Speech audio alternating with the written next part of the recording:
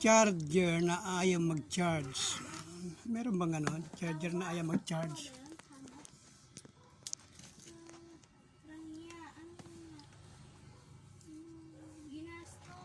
Saksak natin.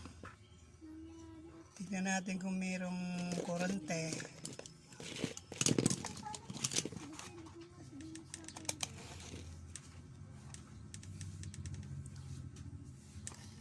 $15 volts. Oh! No.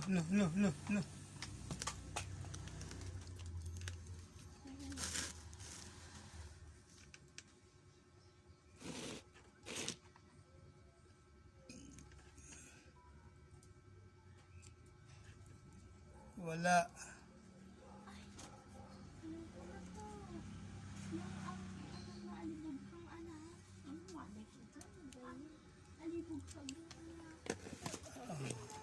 Ayaw. Ibig sabihin alibog ha, masamang anak.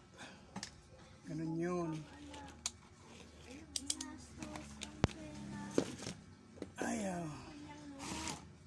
Oo. Ganun sasalit ko? Alibog mo anak ko. Nakatay. Ang bahaba niya. Buta ko ang babasa. Mamo, paano inubos ng bunsong anak? Ito. Nagsugal ng babae, lahat ng bisyo. Hindi, kung ano yung nasa kwento. Ay, teka, nagre-record nga pala ako. Ay, ito po yung charger. Makikita po namin itong aming mga charger na ito. Ay, lumulubo na yung capacitor niya. May power pero ayaw mag-charge, mahina. Gawa ng capacitor, lumulubo na. Ayan. Ayan. Tanggalin natin.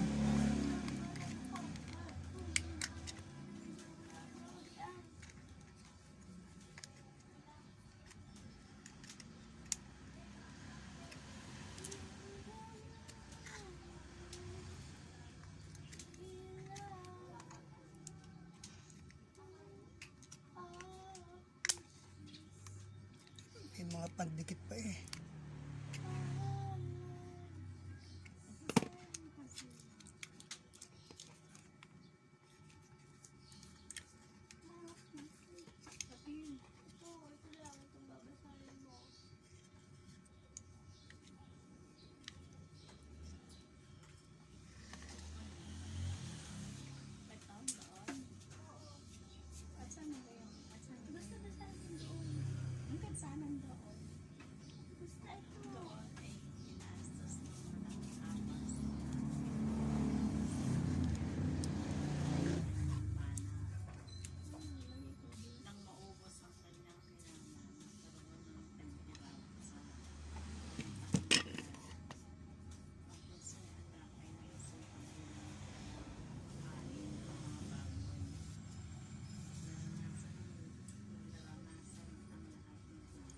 Lalalubo ng capacitor, papatayan natin. Maghanap tayo ng capacitor pampalit.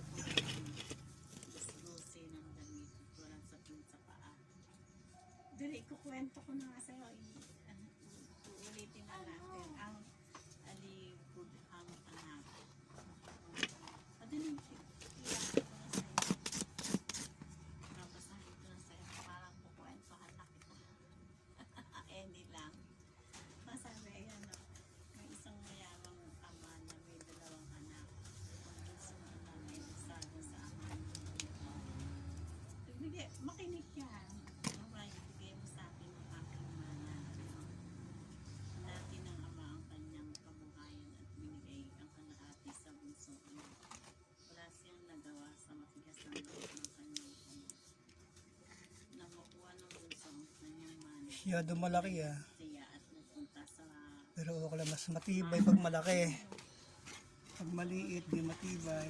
abas sa ramya at luho ang kanyang mana. Ang problema, di magkakasya. Masyado malaki. Teka lang, paano inubos ng bunso ang kanyang binana? Gagawin na natin, naka-bend na lang. Kukuha tayo ng Ayan, wire. Wire. Mamo, asa ka na? Di ba nandito ka lang? kasi siya nga inasos ng walang habas sa kanya. Ano yung sulat?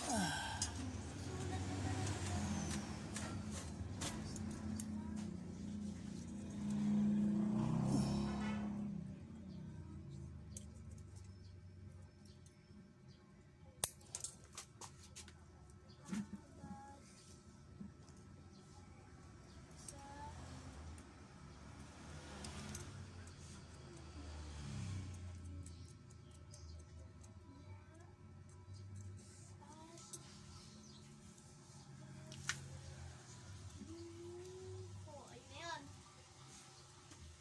Hanggang ito na.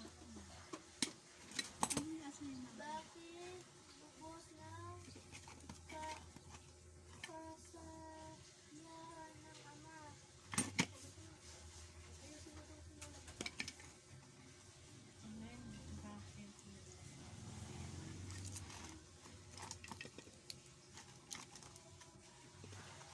Nagbalik ang kanyang anak.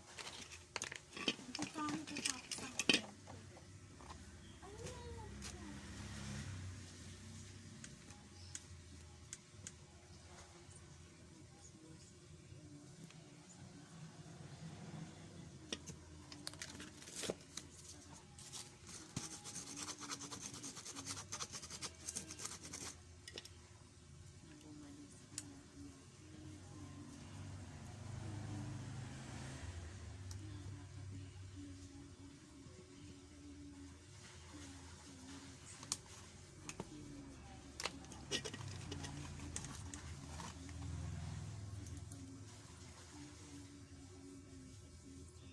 Lagyan ng singsing ang kanyang daliri.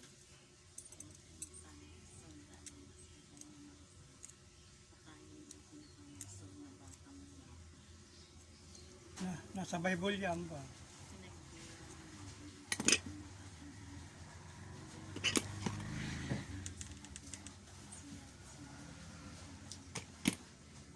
Ang sabi niya sa kanya, Lagyan ng dalawang wire kasi hindi aabot yung capacitor.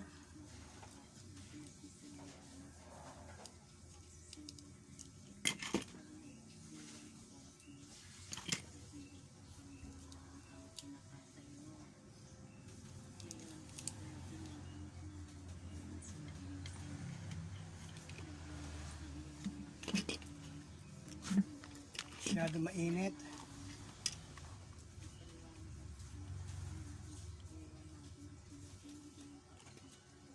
namatay na siya. Hindi pang nabuhay. Nawalan na siya, ngunit sa kanyang binugay. May mahaba. Nagbalik ang kanyang anak. At yun. Ano ba yun na? Ano na? Lumasan na. Bakit lumasan siya? Kasi umalis na siya.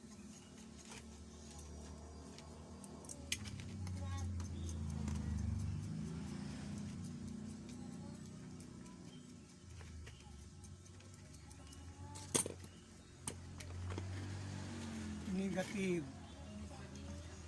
Unahin yung negative.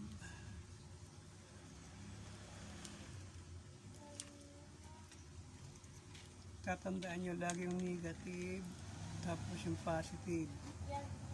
Nagbalik ang kanyang anak. Anak na bunso. Anak ng Ano ang naging reaction from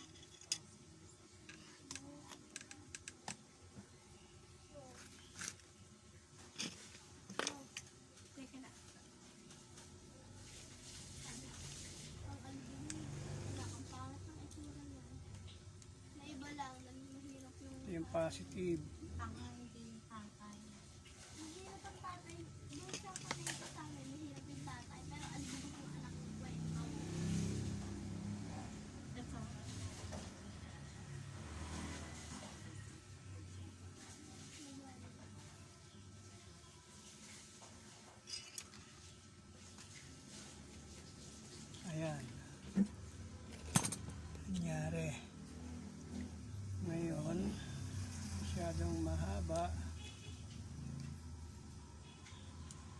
Isingit na lang na nakaganyan.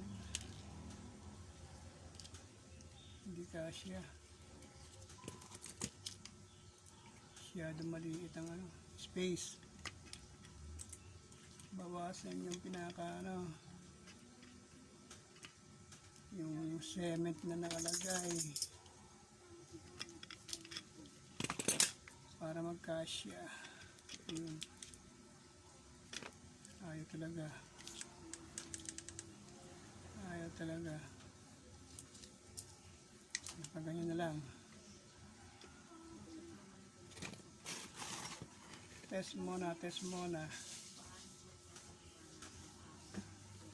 Test muna.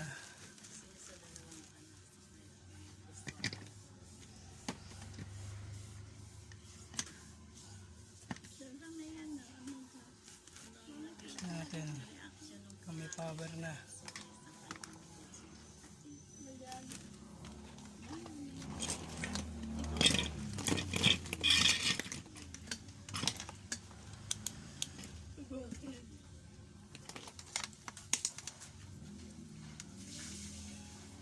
Number 4. Bakit ko ba nilinis yung Yun, meron na. 12 volts. So, okay na. Ranas ng paghihirap.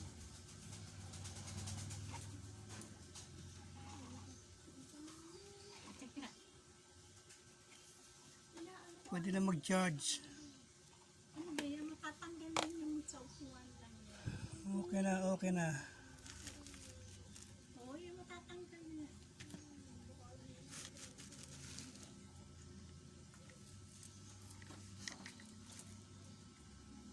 Ito, tatakpan na lang itong capacitor para wag dumikit. Lagyan ng tape.